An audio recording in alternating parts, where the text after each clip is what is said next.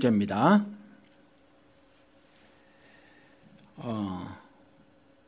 제가 그 레지 스트램블레이라는 영화 감독이, 미국 영화 감독이 있는데 다큐멘터리 제작하시는 분이에요. 이분이 다큐멘터리 영화를 하나 만들으셔서 제가 주문을 했습니다. 뭐 극장에 걸리는 거는 아니고요. 그래서 제가 20불 주고 그 DVD를 하나 샀습니다. 또 shipping and handling 그래가지고 4불 해서 전부 24불이 들었는데, 이분이 그동안 여러 영화를 만들으셨더라고요. 그런데 이번에 한국에 가서 제주도에 가서 그 다큐멘터리 영화를 하나 만들었어요. 제목이 제주의 영혼들, 이런 제목입니다. 물론 영어로는 이제 그냥 영어 그걸 그대로 번역한 영어 제목이죠. 제가 그거를 주문해서 보았어요. 제일 처음에 한 20분 정도, 1시간 20분짜리 영화인데 처음에 한 20분 정도가 그 역사를 기술합니다. 그 다큐멘터리에서. 근데 그 어떤 역사를 기술하냐면 제주도에서 있었던 그 4.3 대학살 사건을 기술합니다. 그리고 그 역사를 조명하기를 어떻게 조명하냐 하면은 뭐 조명이라기보다는 그게 팩트더라고요. 역사적 사실이던데 뭐냐 하면 제일 처음에 그 일본으로부터 해방이 되고 난 이후에 사실은 남북한이 총선을 하기로 했대요. 그러니까 이렇게 선거를 하기로 했대요. 그런데 남한만 하기로 미국이 결정을 한 거죠. 그러니까 한국은 일본이 정부였었어요. 그런데 미국이 정부로 뒤바뀌었죠. 그냥 한국이 미국 일본 식민지에서 미국 식민지로 바뀐 거죠. 그러면서 남한만의 선거를 하기로 미국이 결정을 했고요. 그것에 대해서 반대하는 사람들이 굉장히 많았었다라는 거죠. 그런데 유난히 제주도에서 그런 일이 있었나 봐요. 그래서 미 군정이 이것을 진압했던 것이 4.3 제주 대학살 사건이더라고요. 그분이 그런 뭐 사진 같은 거, 필름 같은 거 이런 거를 쭉 틀어드리면서 그때에 있었던 미군 장교들 이런 거 보고 또 미군의 지시에 따른 한국 군인들이라든가 경찰들 모습을 이렇게 보고요. 그랬는데 저는 알고 있기를 최대 3만 명이 학살당했다라고 생각을 했거든요. 그렇게 들었어요. 역사 기록을 그렇게 알았는데 그 영화에서는 최대 6만 명이 학살됐다고 말을 하더라고요. 당시에 제주도민이 30만 명 정도가 되었었답니다. 그러면 3만 명이라고 하더라도 10%가 학살당한 거고 6만 명이라면 20%가 학살당했는데 그 사진 보니까 끔찍해요. 막 불에 태워 죽이고 그랬어요. 그 시커멓게 걸린 시신들 사진이 있고 그러던데, 그런데 이걸 우리 대한민국에서는 안 가르쳤죠. 그러니까 대한민국을 속인 겁니다. 누가 속였죠? 사실은 미국이 속인 거예요. 그리고 미국의 하수인이 된 그 지배자들이 속인 거죠. 그렇죠. 이 세상에서는 뭐 자본과 노동의 싸움이다 이렇게 세상을 진단하기도 하고 말이죠. 요즘에 뭐 미국이나 영국을 중심으로 하는 어떤 경제 이론의 뭐 투쟁들, 그들이 주로 축적해 놓은 것대로 세상에서 어떤 경제 원리들이 펼쳐지고 또 그것에 따라서 정책들이 입안이 되고 수립이 되고 또 실행이 되는 이런 것들에 반발을 한 사람이 있어요. 프랑스 사람이라는데, 그래서 연구소를 만들고 뭐 그랬대요. 그런데 그 사람이 쓴 책이 21세기의 자본이라는 책인데 그게 뭐 굉장히 대박 쳤다고 그러더라고요. 영어로 번역이 돼가지고 굉장히 많이 팔렸대요. 그래서 지금 한국에서도 날리고 그런데 자본주의의 모순을 짚었는데 사실 이런 것들은 이전에도 지적이 되었었는데 이 사람이 굉장히 방대한 여러 나라의 어떤 각 나라의 국세청들 있지 않습니까? 그걸 기록을 했대. 여지까지는 뭐 사람들 샘플링을 해가지고 했으니까 뭐 부자들의 기록은 누락이 되고 해가지고 사실은 정확한 데이터도 제시를 못하고 정확하지 않은 데이터를 가지고 경제 어떤 이론들을 만들고 했었기 때문에 사실은 문제점들이 있었는데, 이 사람이 각 나라 여러 나라 서구 여러 나라의 국세청의 데이터를 가지고 그렇게 해서 굉장히 가치 있는 어떤 그런 경제에 관한 진단을 했다라는 거죠. 그래서 세상은 이와 같이 지금 자본주의가 세상을 지배하고 있고, 그래서 자본과 노동의 투쟁의 역사로 이렇게 보고 있는데, 우리 성경 기록을 보면요, 그건 그냥 겉으로 드러나는 모습이고 진리와 비진리의 다툼입니다. 진실과 거짓의 싸움이라는 거죠. 그리고 제가 지난주에 말씀드렸지만 이와 같이 진실은 선이고요, 거짓은 악입니다. 성경은요, 진실이 이긴다고, 진리가 이긴다고 창세기부터 기록을 해놓고 있어요. 거짓은 악이고요. 그래서 선과 악의 대립구도지만 반드시 선이 이긴다라는 거죠. 그리고 그 선이 이김을 예수 그리스도께서 이 땅에 육신이 되어 오셔서 증명해 보이셨어요. 우리는 그걸 믿음으로 갖고 사는 거죠. 그런데 세상의 권세를 진 자들은 예수 그리스도를 죽임으로 자신들이 이겼다고 착각하는 거죠. 그런 역사가 계속 진행되는 거예요. 그래서 거짓말로 제주 4.3 대학살 사건을 감추는 거죠. 그런데 여지없이 드러나더라는 거죠. 이 사람이 20분 동안 이와 같이 역사를 깔고요. 그 다음에 지금 현재 진행되고 있는 강정에서 해군기지, 미국 해군기지를 만들잖아요. 이 해군기지가 왜 필요한가를 설명을 하더라고요. 전혀 필요하지 않다. 오키나와에도 있고 일본에도 뭐 대단히 해군기지가 있는데 거기에 있을 필요가 없다. 이건 완전히 중국 견제용이다. 한국 사람들이 왜 이런 것에, 한국 정부는 왜 수용을 하고 있고 국민은 왜 이렇게 무관심하느냐라고 미국 사람이 질타를 하는 다큐멘터리 영화였었어요. 이 영화를 보고 저는 예수를 신앙하는 사람으로 그런 그림이 그려졌다라는 거죠. 다시 한번 여전히 세상은 이와 같이 선과 악의 대립구도고 진리와 거짓의 싸움이구나. 그런데 거짓이 이기는 것처럼 보이는 그러한 형국이지만 여전히 소망을 잃지 않고 살아가야 하겠다라는 거죠. 미국인이 한국인도 관심을 갖지 않는 이런 부분에 있어서 미국인이 나가서 다큐멘터리를 만들고 세상의 진실을 알리고 있다라는 거죠. 그렇죠? 별의별 핑계를 다 댔죠. 뭐 유람선과 뭐 동시 정박하는 걸 만들겠다 어쩐다. 거짓말 투성이었다는 거죠. 지금 한국 사회가 그래요. 미국 사회도 그렇고. 거짓말 하나 더 말씀을 드려볼까요? 여러분들 노동시장의 유연화 아니면 유연성 확보, 이 말이 뭔지 아십니까? 비정규직을 양산하고 그 다음에 그 비정규직을 그냥 그대로 비정규직으로 그대로 두겠다라는 거예요. 그래서 전임 대통령은 그렇게 말했죠. 잡쉐어 이렇게 말을 했죠. 잡이 부족하니까 조금씩 나눠 갖자. 좀 허드렛 일이면 어떠냐. 그런 일도 해라. 자기 아들 시키지. 그렇죠. 남들만 시키는 거죠. 그게 그렇게 좋은 말로 말을 하는 거죠. 그러니까 노동시장의 유연화 아니면 유연성 확보라는 말도 거짓말이에요. 거짓말. 한국은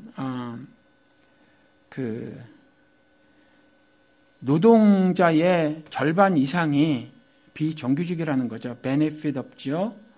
언제든지 해고가 돼도 불법이 아니죠.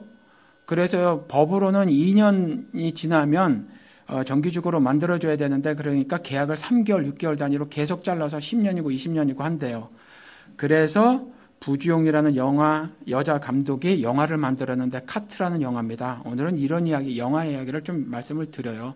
우리가 사는 세상 이야기니까. 우리 기독교인들만 세상에 눈 감고 있죠. 세상에서는 오히려 더 나은 세상을 만들기 위해서 잘못된 점들을 고발하고요. 그 다음에 좋은 세상을 만들기 위해서 대안을 제시하고 하더란 말이죠. 기독교인들만 무관심하고요. 그냥 나만 잘 살아보겠다고 집단 최면에 걸려서 집단 이기심을 드러내고 있더라라는 거죠. 그렇죠.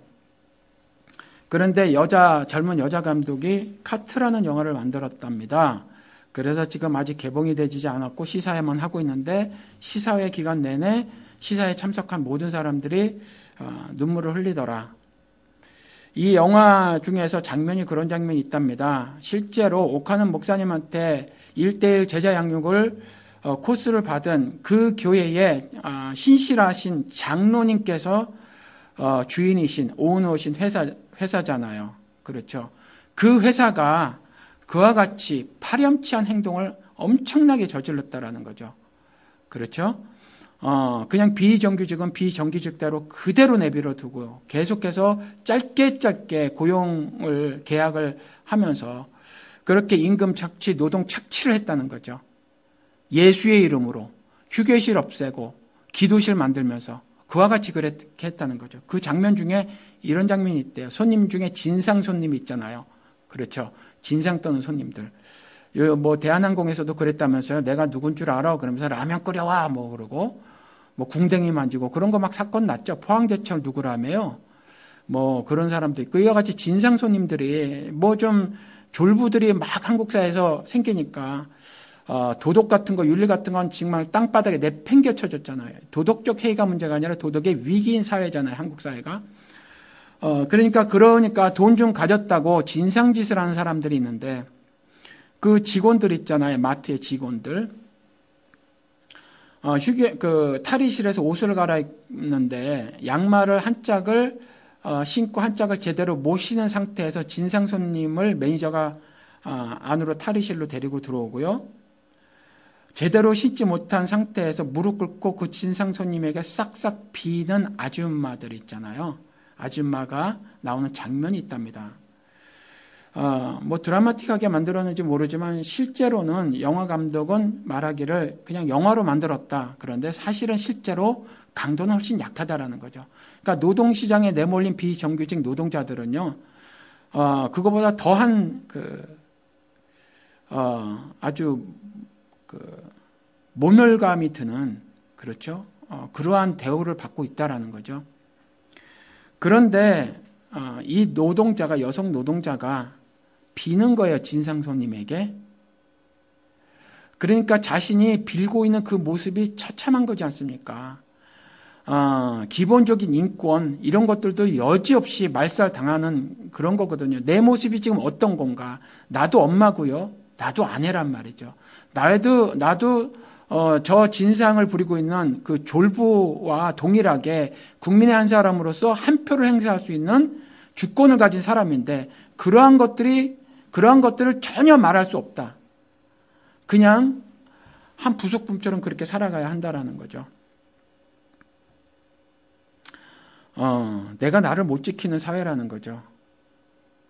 힘을 가진 자들이 이렇게 폭력을 행사하고 있고 그리고 거짓말로 사람들을 호도하고 있고요.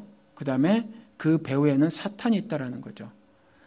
깨어있지 않으면 그리고 교회 건물 안에서 집단 이기심에 빠져 있어서 그러고 살면요. 하나님이 과연 예배를 드리는 것과 기도를 드리는 것과 그 밖에 모든 신앙 행위에 대해서 합격점을 내리실까? 우리 정말 질문해 봐야 합니다. 오늘 본문 말씀을 보도록 하겠습니다. 38년 된 병자를 고치는 장면이 나오죠. 그렇죠? 여러분 이 기사를 보고 이전에 이 기사에 대해서 어떻게 생각을 하셨습니까? 먼저 성경에 나온 치료, 그렇죠. 예수 그리스도께서 이 병자를 치료하시는데 이 치료의 의미를 한번 살펴보도록 하겠습니다.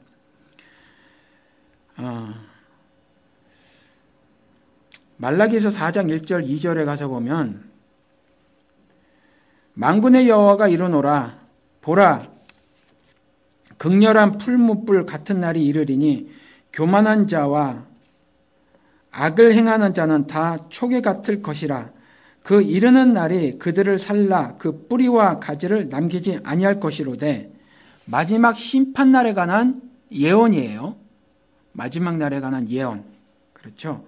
다 불살라질 겁니다. 그런데 2절에 내 이름을 경외하는 너희에게는 의로운 해가 떠올라서 치료하는 광선을 발하리니 너희가 나가서 외양간에서 나온 송아지같이 되리라. 그러니까 성경에서 말하는 치료는요. 그렇죠. 성경에서 말하는 치료는 이와 같이 구원을 말하는 거예요. 악으로부터 구원해 주심을 말하는 겁니다.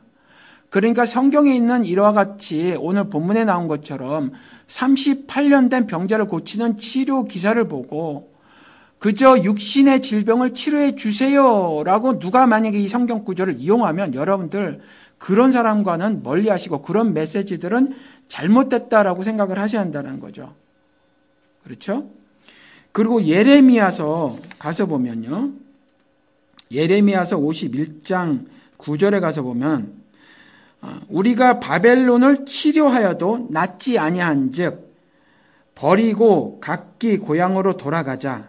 그 화가 하늘에 미쳤고 궁창에 달하였음이로다. 바벨론이요, 큰 음녀로 상징이 되지 않습니까? 그렇죠. 옛뱀으로 상징이 되잖아요. 그 바벨론을 치료라는 단어를 썼단 말이죠. 그 악한 세상을 치료하려고 하여도 낫지 아니하더라. 그렇죠. 이 치료의 의미가 그렇다라는 말이에요. 그리고 또 하나 찾아보도록 하겠습니다. 호세아서 7장 1절. 내가 이스라엘을 치료하려 할 때에 에브라임의 죄와 사마리아의 악이 드러나도다. 그들은 거짓을 행하여 안으로 들어가 도둑질하고 밖으로 떼지어 노략질하며. 그러니까 그들의 삶의 모두를 통해서 이와 같이 악한 일을 저지르더라라는 거죠. 그 이스라엘을 치료하려고 하더라. 여기서도 치료가 보면 우리가 정말 육신적인 질병을 얻었는데 치료한다라는 말이 아니죠. 그러니까 성경에서 말하고 있는 치료는 이와 같은 의미라는 걸 여러분들이 아셔야 합니다. 치료의 의미. 그렇죠. 제가 먼저 그 영화 2편을 말씀을 드리면서 한국 사회가 이렇게 병들어 있고요.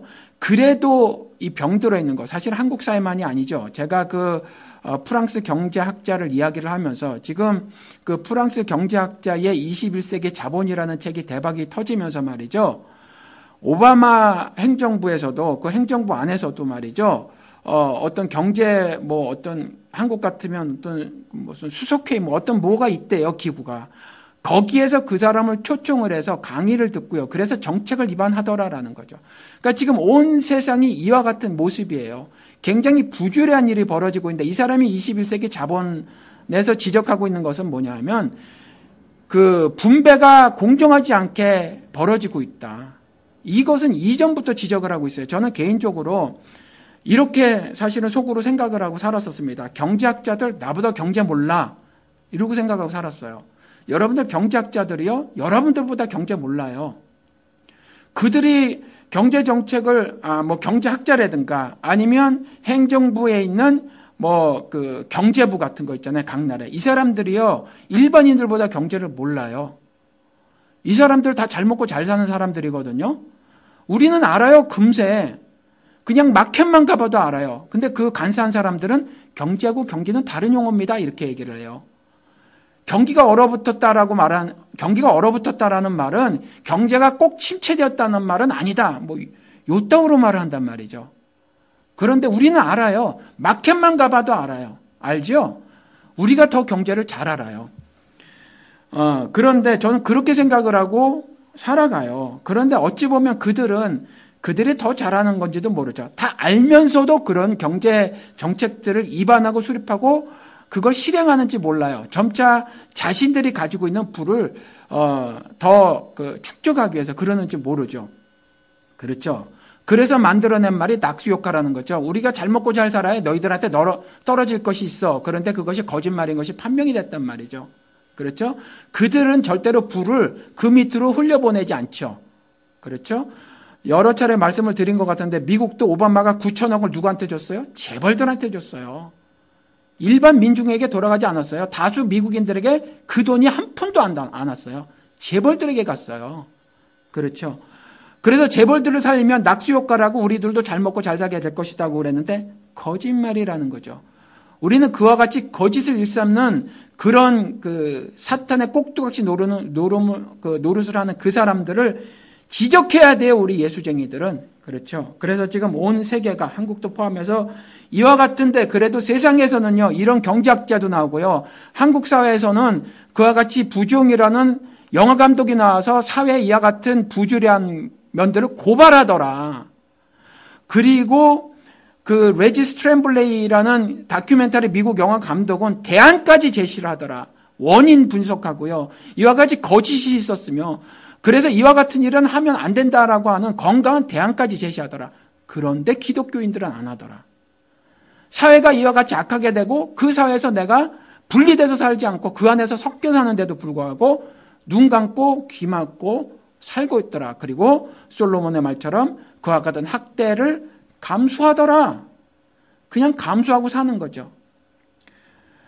그래서 한국에서 얼마 전에 또 그 60대 어르신이 자살했어요. 그렇죠? 계속 죽이는 사회라는 거죠. 뭐 기초연금 주던 것도 20만 원도 자기가 대통령 되려고 거짓말하고 그거 안 주니까 어떡해요? 먹을 게 없는데. 너무 먹을 게 없어 굶어 죽어가는 자신이 비참하니까 차라리 죽어버리는 겁니다. 이와 같은 사회거든요. 그러니까 우리는 교회 건물 안에 모여서 복 달라고 소리치면요, 하나님이요 정말 오호 통제라 하신다라는 거죠. 그렇죠.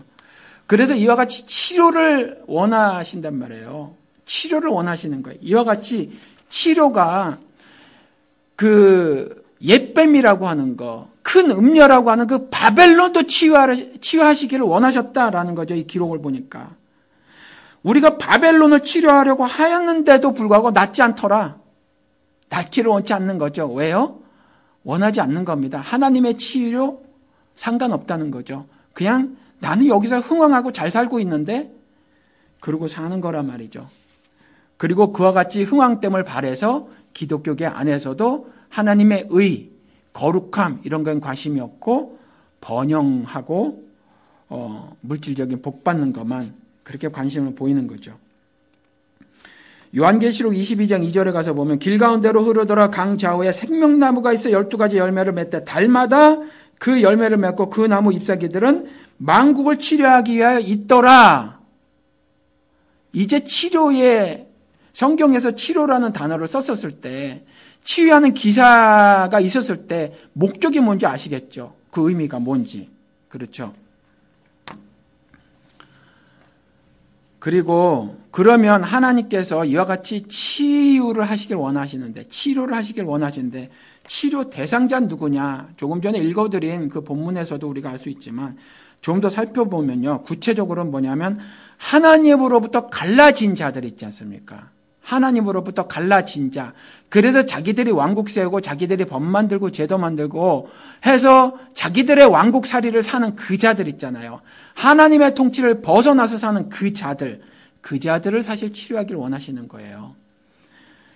이사야서 59장 2절에 가서 보면 오직 너희 죄악이 너희와 너희 하나님 사이를 내었고 너희 죄가 그 얼굴을 가리워서 너희를 듣지 않으시게 함이니 이렇게 말이죠. 이렇게 죄가 하나님과 사이를 갈라놔 버렸다는 거죠. 그러니까 하나님하고 갈라진 자들, 이 자들을 사실은 치유하기를 원하시는 게 하나님은. 그렇죠. 그냥 안 버려두시는 거예요. 이런 거랑 동일하죠. 아무리 자식이 말 안 들고 속 썩인다고 하더라도 부모는 자식 안 버리잖아요. 자식은 부모를 버려도. 죽어도 못 버리잖아요. 그렇죠. 세상은요, 내 자식을 벌 주고 혼내키지만 부모는요, 그 자식을 그렇게 하지 않거든요. 그렇죠? 그 자식이 바깥에 나가서 무슨 죄를 저지르고 오면 우리는 안아준단 말이에요, 그 자식을. 하나님이 동일하게 그러신단 말이에요. 그렇게 갈리웠지만, 자기 맘대로 살기를 원해서 하나님으로부터 갈리웠지만, 스스로 갈라지기를 소원해서 그와 같이 죄를 지었지만, 그 자들을 향해서 구원의 손길을 들이우신단 말이죠. 로마서 3장 23절에 여러분들 다 아시는 말씀. 모든 사람이 죄를 범하였으며 하나님의 영광에 이르지 못하더니. 그러니까 치료 대상자는 누구예요? 모두 다라는 겁니다. 모두 다. 나 빼고 다른 사람 아니에요. 모두 다라는 거예요. 그러니까 나라는 말씀이에요. 사실 치료 대상자는. 성경 말씀을 내 손에 주어졌다라는 거죠. 그리고 우리 공동체에 주어졌다는 거죠. 그러니 내가 치료 대상자고요. 내가 살고 있는 내 공동체가 치료 대상자고요. 내가 속해져 있는 우리 사회가 그 치료 대상자라는 거예요. 우리가 이걸 명심해야 합니다. 그러니까 이 38년 된 이 병자는요, 나를 말하는 거고 우리를 말하는 거예요. 제가 침례교 그 DBA 총회를 다녀왔는데 워치케어 이거 있으니까 갔다 왔는데 신앙적으로 좀 유감스럽더라고요. 왜 그러냐 하니까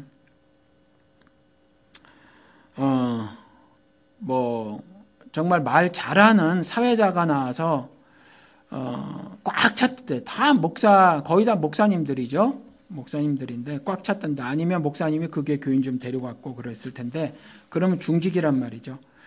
그런데 사람을 잘 웃기시더라고요. 웃기시면서 이렇게 저렇게 말씀을 하시고, 그런데 이제 각각 그 주요 인사들을 소개를 하는 겁니다. 그리고 어떤 분이 기도를 이렇게 하세요. 그리고 또 찬양팀이 나와서 찬양을 하는 겁니다. 그래서 주님 감사합니다. 이런 가사의 노래를 막 불러요. 그리고 우리가 예루살렘을 향해서 말칭이라는 단어를 썼어요. 행진하자 이런 찬송도 막 부르고, 예루살렘이 아니라 시온을 향해서 행진하자 그런 미국 찬송도 복음성가도 부르고 막 그러더라고요. 막 사람들이 일어서서 손을 들고, 미국 사람들 그러잖아요. 그러면서 막 그 은혜스러운 얼굴을 하고 같이 그 워십팀의 인도에 맞춰서 노래를 하고 그러는 겁니다. 그리고 또 저도 아는 분인데, 저랑 개인적으로 한 2번 만난 분인데, 나와서 지난 1년 보고를 하더라고요. 1년 보고를 하는데 디클라인된 부분을 얘기를 해요. 그러니까 감소된 어떤 숫자를 이야기하고 증가된 숫자를 이야기하면서 증가된 것의 의미도 분석하시고 또 감소된 것의 의미도 분석하시고, 그러니까 일종의 이밸류에이션을 하는 거예요. 그리고 끝났습니다. 전부 다 목사님이시고 그러신데 거기에서 뭐가 빠졌어요. 여러분, 제가 지금 말씀드렸는데 이 총회를 스케치해 드렸잖아요. 여러분, 뭐가 빠졌는지 아세요? 감사도 하고 찬송도 하고 헌금도 있었고 다 있었어요. 뭐가 빠졌습니까, 여러분? 회개가 빠졌어요. 뭘 감사해야 됩니까? 하나님의 은혜에 뭘 감사해야 되죠? 죄 있는 곳에 은혜 넘친다고 그랬거든요. 그러면 죄 없으면 은혜 안 넘쳐요. 죄 있는 곳에 은혜 넘친다고 하는 것은 죄를 자각하고요, 회개했을 때 은혜가 넘친다는 말이거든요.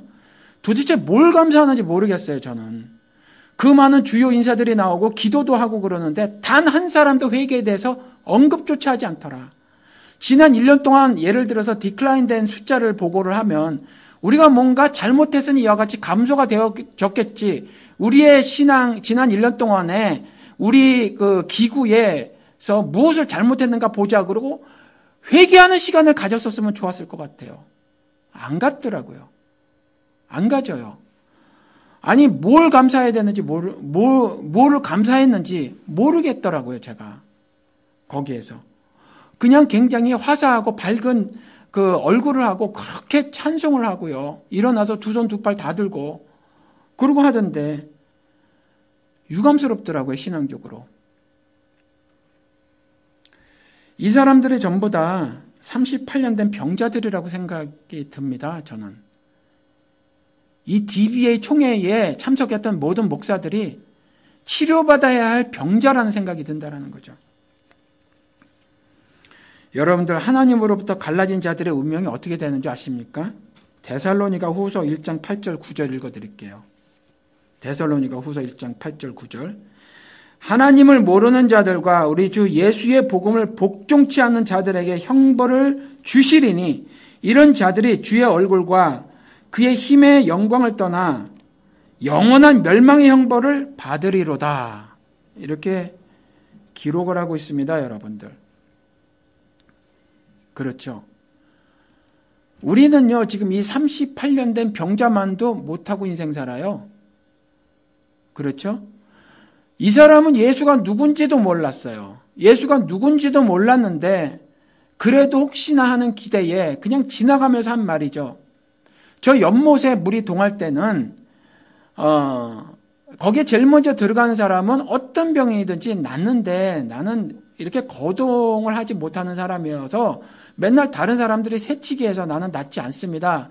이렇게 말을 해요. 그래서 혹시 이 사지가 멀쩡한 예수라는 사람이 나를 재빠르게 안고 가서 확 던져주면 그럼 낫지 모르겠다 하는 어떤 막연한 기대 가지고 그런 말을 한 거거든요. 그렇죠.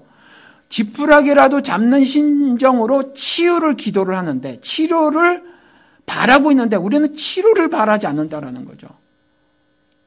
그렇죠? 목사든지 중직이든지 교인이든지 치료를 바라지 않아요.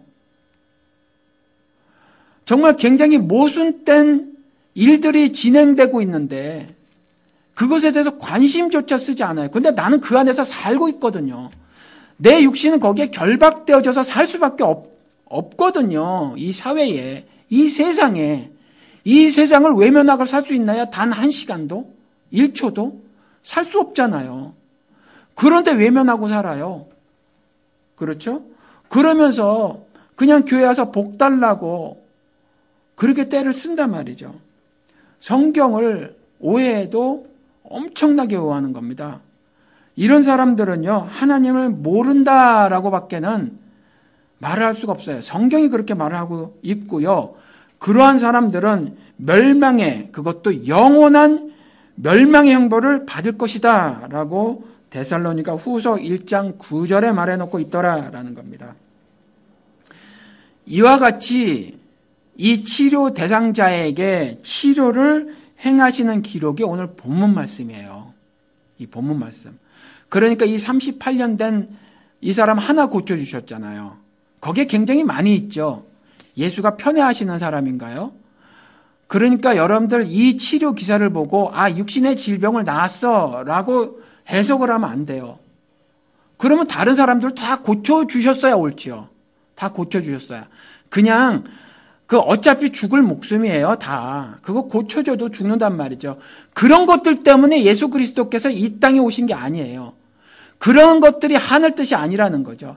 그래서 하나 딱 찝는 거죠. 샘플링 하는 거예요. 자, 이 샘플을 가지고 하늘 뜻을 전하는 거예요. 예수 그리스도께서. 그리고 그걸 기록으로 남겨주시는 거죠.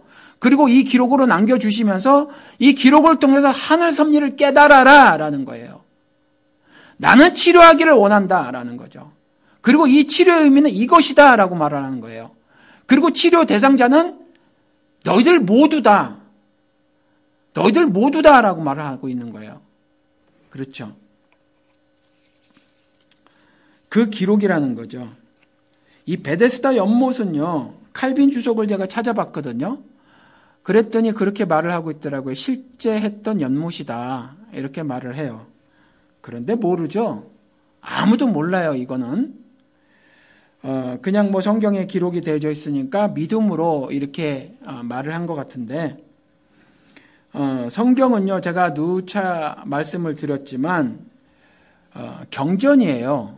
일종의 종교 경전, 기독교 경전이죠. 그러니까, 성경에 있는 것들은 어떤, 예를 들어서, 하나님께서 그러니까 디모데후서 3장 16절의 기록처럼요.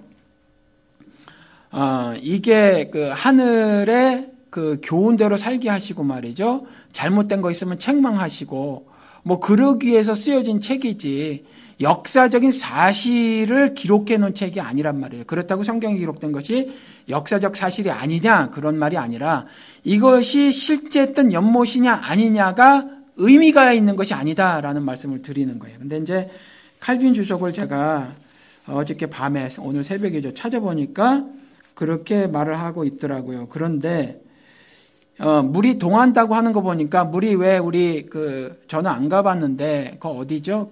옐로우스톤이라는 국립공원 가 보면은 물이 막 화산 활동 때문에 부글부글 끓는 거 있죠.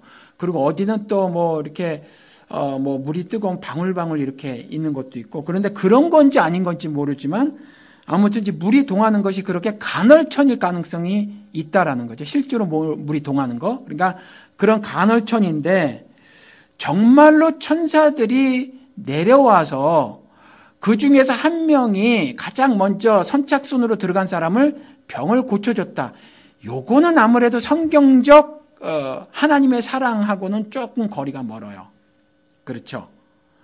예를 들어서 육신의 질병을 고쳐주기 위해서 천사를 내려보내는데 그 중에 자 너희들 선착순으로 달려서 1등하는 사람만 고쳐주는 거야. 매번 이건 좀 우스꽝스럽지 않아요? 성경을 통해서 하나님께서 자신을 드러내셨는데 하나님의 성품에 좀 맞지 않는 것 같지 않습니까? 그래서 저는 이것이 그냥 일종의 어떤 신화 아니면 미신 그런 것이었을 것이다. 그때 당시에 유대인 사회에서 어떤 한 간헐천이 있었고 이 베데스다 연못이라는 간헐천이 있었고요. 이 간헐천에 있었던 어떤 신화나 미신이 아니었을까라는 생각이 들어요. 다시 말씀을 드리면 왜냐하면 그 중에서 선착순 1인만 내가 고쳐줄게. 이게 도무지 하나님 사랑하고 맞지 않는다라는 거죠. 육신의 질병을 고쳐주는 그런 거였는데 하나를 고쳐주시고 하늘 뜻을 말씀하시기 위해서 예수처럼 이렇게 샘플링하는 거와 의미가 완전히 다르잖아요. 그렇죠. 그래서 저는 그렇게 생각을 합니다. 예수님은요 분명하게 이 38년 된 환자가 말이죠. 그렇게 말을 했어요. 38년 된 환자가 제일 먼저 들어간 사람이 어떤 병이든지 그 물에 먼저 들어간 병이 낫거든요. 라고 말했을 때 예수는요. 그 말을 듣고 그냥 네가 일어나 걸어가라 그래요. 그 베데스다 연못에 눈길도 주지 않는다는 거죠. 조금의 관심도 보이지 않으세요. 예수는. 그냥 직접 말씀하시죠. 일어나 걸어가라. 그래서 결국 뭐예요? 이 베데스다 연못이 성경에 기록되어 있는 이 치료를 해주는 어떤 영적 도구가 아니다라는 거죠. 영적 실체가 아니다. 나다라는 거죠. 나다. 그래서 예수가 직접 말씀하시는 거죠. 연못에 들어가야 병이 낫는데요 라고 말했을 때 거기에 눈길도 안 주시고 관심도 안 보이시면서 그냥 직접 말씀하시는 거죠. 네가 일어나 걸어가. 너 일어나 걸어가라. 네가 낫고자 하느냐? 그러면 일어나 걸어가라. 그러니까 그 치료자가 누구냐 하면 베데스다 연못이 아니라 나라는 것을 말씀하시는 거예요. 나라는 것. 그리고 궁극적으로 치료를 요해하는 것은 육신의 질병이 아니다라는 거예요. 육신의 질병이 아니다. 그 말씀하시는 거예요. 예수 그리스도께서. 그렇죠? 이 그리스도의 치료에 대한 성경의 설명이 지금 요한복음을 강의하고 있지 않습니까? 요한복음 20장 30절 31절에 가면 나옵니다. 요한복음 20장 30절 31절에 가서 보면 아주 그냥 그 명시적으로 그렇게 말씀을 하고 있다라는 거죠. 30절부터 읽어드릴게요. 예수께서 제자들 앞에서 이 책에 기록되지 아니한 다른 표적도 많이 행하셨으나 오직 이것을 기록함은 너희로 예수께서 하나님의 아들 그리스도이심을 믿게 하려 하며 또 너희로 믿고 그 이름을 힘입어 생명을 얻게 하려 함이니라. 그렇죠? 왜 치료를 했는가? 그리고 이 치료 이외에도 수많은 기적들을 보여주셨는데 그냥 다 기록한 것이 아니라 그 중에 샘플링해서 요것만 이렇게 기록을 해놨는데 이유가 뭐냐? 너희들이 이 예수라는 인간이 다니엘서 7장 13절에 기록된 인자, 사람의 아들로 온 이 육신으로 온 이 사람이 사실은 마리아와 요셉의 아들이 아니라 하나님의 아들이다, 즉 신이다라는 것과 메시아, 즉 그리스도이심, 구세주이심을 믿게 하기 위해서 이와 같이 치료를 하셨던 것이다. 그리고 그 믿음을 통해서 생명을 얻게 하기 위함이다라고 이렇게 명시적으로 기록을 하고 있다라는 거죠. 그렇죠? 그런데 우리는 무엇에 관심이 있습니까? 여러분들 성령이 교회에게 하시는 말씀을 듣고요. 성령이 책망하실 때에 달게 들으셔야 한다는 거죠. 그렇죠? 우리는 육신의 한계가 있고 연약해서요. 자꾸 쓰러진단 말이에요. 그러니까 책망을 듣는 건 하나님께서 나를 사랑하시는 거다. 그렇게 생각을 하셔야 돼요. 여러분들 책망의 소리가 들리지 않습니까? 그러면 버림받으신 거예요, 여러분들. 버림받으신 거예요. 여러분들 바깥에서 그 바지를 반쯤 내려고 말이죠. 그 팬티 보이고 다니는 애들 여러분들 주의 안 주지 않습니까? 근데 내 자식이 그러고 다니면 주의를 준단 말이죠. 그렇죠? 자식이 아니어서 안 주는 거예요. 그러니까 이렇게 하나님께서 책망하지 않으시면요, 그냥 하나님하고 관계가 없어서 그래요. 그러니까 그 책망 듣기를 사실은 사모하셔야 한다는 거죠. 이 성경이요, 다 책망의 말로 기록이 되어져 있다는 거예요. 이 책망의 말이 바로 사랑의 말씀이더라라는 거죠. 그러니까 예수 그리스도께서 치료자인데,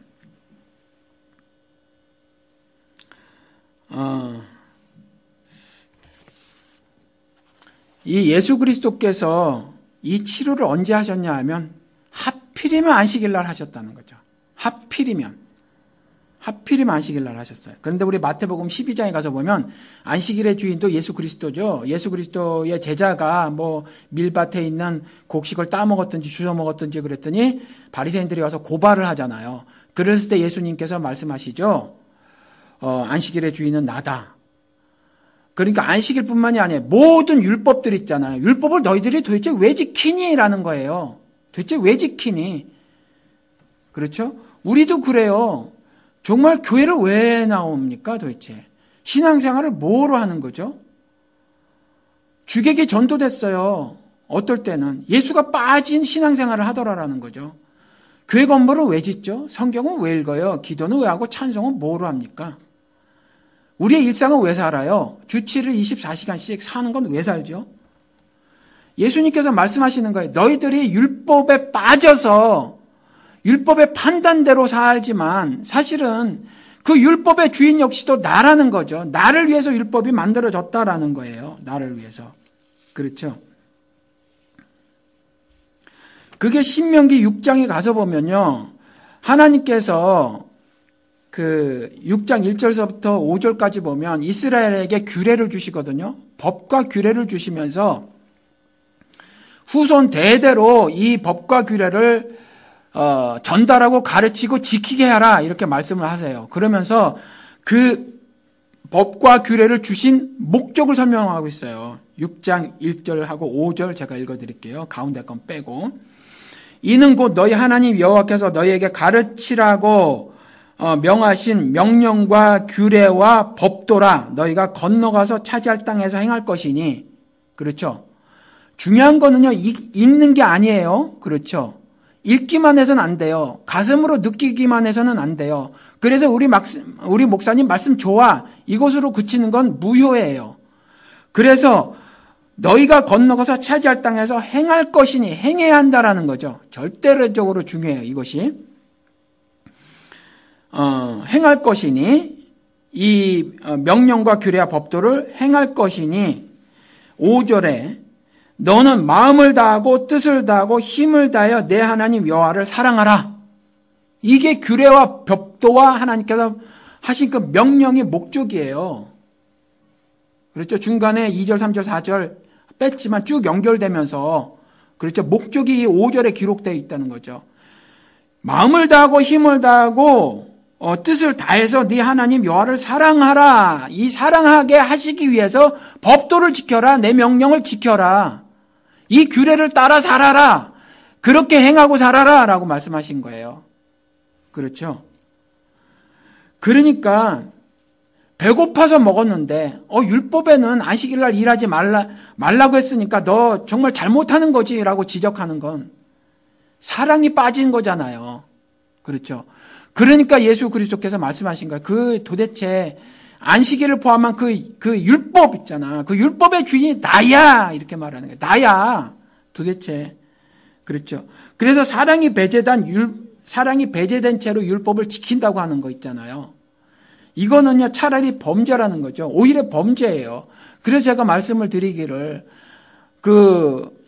아무리 이 성경 말씀을 가지고 말이죠. 정말 달달달 외우고 또 교리를 잘 만들어대고 말이죠. 그대로 행하고 산다고 하더라도 그것으로 사람에게 해코지하거나 아니면 사랑을 실천하지 않으면요. 그건 범죄예요, 오히려. 그건 범죄라는 거죠. 그래서 하나님께서 뭐라고 말씀하셨어요? 그 중에 제일은 사랑이라 라고 말씀하신 거예요. 그렇죠? 그래서 오늘 말씀 보면 9절, 10절, 11절에 가서 보면 그 사람이 곧 나와서 자리를 들고 걸어가니라 치료자 예수께서 네가 낫고자 하느냐? 그러면 일어나서 걸어가라 그랬더니 그 사람이 이제 곧 나와서 바로 즉시 곧 나와서 자리를 들고 걸어가지요. 그렇죠? 그런데 하필이면 그날이 안식일이더라라는 거죠. 이날은 안식일이니 유대인들이 고발하는 겁니다. 병 나은 사람에게 이르되 안식일인데 네가 자리를 들고 가는 것이 옳지 아니하니라. 그랬더니 이 사람이 뭐라 그래요? 대답하되 나를 낫게 한 그가 자리를 들고 걸어가라 하더라 하니 이 사람은 아직 예수가 누군지 몰랐어요. 그 후에 나와요. 이 사람은요. 나중에 성전에서 예수를 만나거든요. 나중에. 그때서야 예수인 걸 알아요. 그때 예수인 걸 알아도 그가 하나님의 아들이요. 그 다음에 그리스도인 것을 완전히 깨달았는지 이해했는지는 모르죠.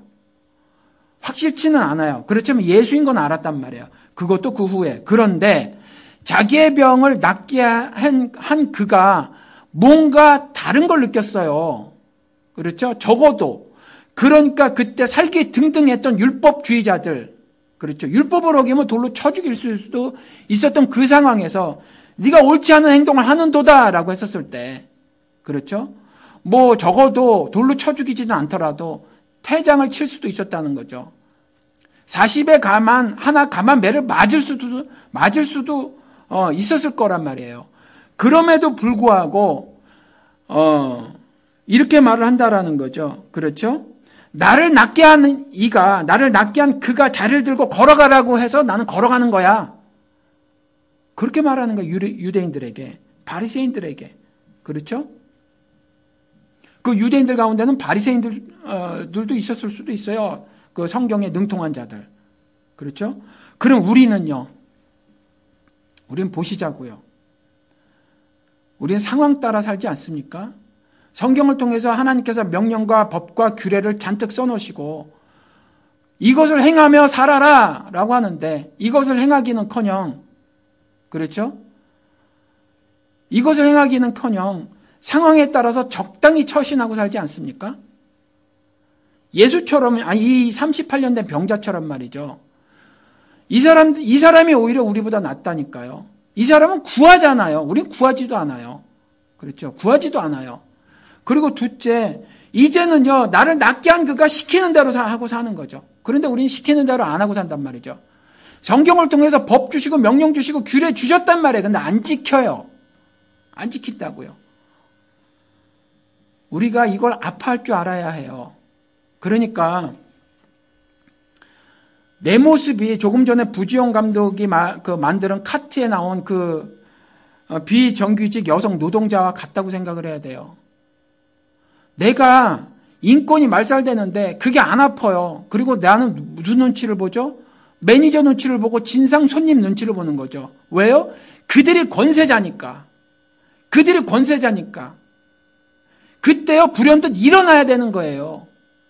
그래야 더 이상 노동자가 바로의 명령대로 안 살을 수 있는 거잖아요. 그렇죠? 이와 같은 일은 부당하다 소리치면서 일어나야 되는 거예요. 그렇죠? 그런데 우리는요, 그렇게 안 살고 있잖아요. 38년 된 병자처럼 안 살고 있잖아요. 나를 낫게 한 이가 나는 일어나 걸어라 그래서 걷고 있다. 네가 아무리 유대인이라고 하더라도, 네가 아무리 바리새인이라고 하더라도, 그리고 네가 법과 규례와 율례와 뭐 명령을 가져가서 나에게 말한다고 할지라도 나는 나를 낫게 한 자가 말한 대로 나는 행하고 살 뿐이야 라는 거라는 거죠. 그렇죠? 우리도 그렇게 살아야 합니다. 마태복음 12장 그 안식일 논쟁에서 예수 그리스도께서 그렇게 말해놓고 있어요. 나는 자비를 원하고 제사를 원하지 아니하노라. 그 뜻을 너희들이 알았어야 맞다라는 거죠. 예수께 와서 제자들을 고발한 그들에게 하신 말씀이거든요. 나는 자비를 원하고 제사를 원하지 아니하노라 하신 뜻을 너희가 알았더라면 무죄한 자를 정죄하지 아니하였으리라. 그 배고파서 아무리 안식이라도 나락쯤 따먹었거나 주워 먹었는데 그걸 정죄해 유죄 판결을 너희들이 함부로 내려? 무죄라는 거죠. 그렇죠. 도대체 신앙생활의 목적이 뭔지도 모르더라라는 게, 뭔지도 모르더라. 너희들이 성경 말씀을 딸딸 외우고 있더라도 뭔지도 모르더라. 그렇죠. 뭔지도 모르더라. 이렇게 고발만 하고 있고, 이 고발하는 게 한국 기독교에서 난리도 아니죠. 한국 기독교계가 좀 싸웁니까? 이민교회든 한국교회든 뭐 갖고 서로 고발하고 싸워요. 예수 그리스도가 그 말하는 거거든요. 너희들이 도대체 사랑하라고 한다는 이 율법의 완성, 그 계명을 알았더라면, 그렇죠. 너희가 알았더라면 이와 같이 서로 고발하고 살지는 않았을 텐데, 서로 고발하고 살지는 않았을 텐데, 나는 자비, 즉 사랑을 원하는데 너희들은 제사, 즉 율법대로 행하고 사는구나. 그렇죠.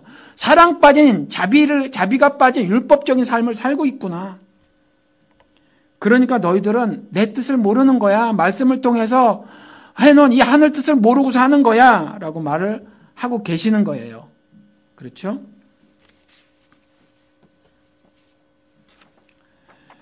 율법은요, 율법을 지킴으로 완성되는 게 아닙니다. 율법은요, 사랑으로 완성되는 거예요, 여러분들. 사랑으로. 그렇죠. 그러니까 율법, 그 600개 정도 되는 그 율법을 그리스도께서 단 한마디로 정리를 하셨잖아요. 하나님을 사랑하고 내 이웃을 내 몸과 같이 사랑하라. 그렇죠. 그리고 그것을 어떻게 하셨어요? 십자가의 죽으심으로 실행에 옮기셨잖아요. 그 실행에 옮기신 것을 미리 말씀하시기를 율법의 완성이라고 말씀해 놓으셨잖아요. 그렇죠. 그리고 그와 같이 내가 죽은 것처럼 너희들도 너희들 십자가를 지고 너희들 골고다 언덕을 올라가서 그와 같이 죽는 삶을 사는 것이 율법을 완성하는 삶이야 라고 말씀해 놓고 계시고, 로마서에서 구체적으로 말씀해 놓고 계시잖아요. 이웃사랑이 그 사랑이란다. 율법의 완성이란다. 이렇게 말씀해 놓고 계시잖아요. 그렇죠. 그러니까 율법의 완성은요, 사랑으로 하는 거지, 그 율법을 법조문으로 알아서 그걸 하나하나 지켜 내 감으로 완성하는 게 아니라는 거예요. 그렇죠. 그래서 사랑이 배제된 율법 지킴은요, 조금 전에 말씀드린 것처럼 오히려 범죄다라는 겁니다. 여러분들, 오늘 본문 말씀을 통해서 그리스도께서 전하신 메시지가 너무나도 분명합니다. 너무나도 뚜렷해요. 현대를 살아가는 우리들 38년 된 병자라는 거죠. 그렇죠? 정말 교인들 가운데 저는 상당수가 오늘 본문 오늘 읽어드린 말씀 가운데 하나님을 모르는 도다, 데살로니가 후서에 있는 말씀처럼 하나님을 모르는 것처럼 보인다는 거죠.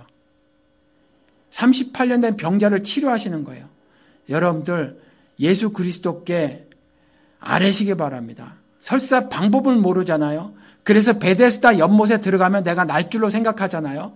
그래서 그렇게라도 매달리셔야 된다는 거죠. 그렇게라도 매달리셔야 원래 치료하려고 하셨던 그 치료를 여러분들에게 하시더라라는 거예요.